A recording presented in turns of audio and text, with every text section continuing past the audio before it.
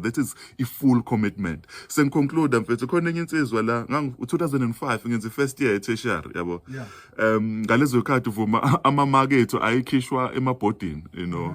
So kwakuthi test noma exam emesephumile amamaki ahamba yofakwa ebhodini bese ke student number sakho ubone namamaki. So wawukwazi ukuyirate ukuthi ngitholela.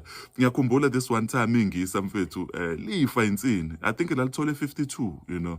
Ku 52% kuleyo test. Kukhona umuntu owayithole 96.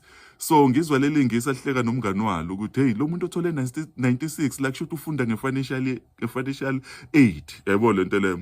Okusho ukuthi thina ngoba simnandi ekhaya akufanele ngize ngigqilaze ngaleyo ndlela ngifully commit esikoleni because verse angeke ngibe financially excluded. Abantu abazofunda kakhulu bayimisele yilabantu abano financial aid mfethu ngoba manje kufana bayiprove, yabo lento leyo. So ngisho lento ngoba sikhulisa izingane thina uNkulunkulu esikhuphula, we need to ensure ukuthi ingane zethu azibi kwi-comfort zone to a point ukuthi whatever that they do ngeke baze babe nayo i-full commitment ngoba uzoba naleyo nto ukuthi mina ngingahlala ekhaya ngibukele i-TV the whole day mina ngoba semnandi fridge ekhaya igcwele. We need to be able ukuthi siyadlulisela enganeni zethu the importance okuba fully committed. Kunoma yini oyenzayo, remember that today you need to be fully committed. That is honor. Angeke mfethu reach greatness ungenayo mfethu lento ye-full commitment.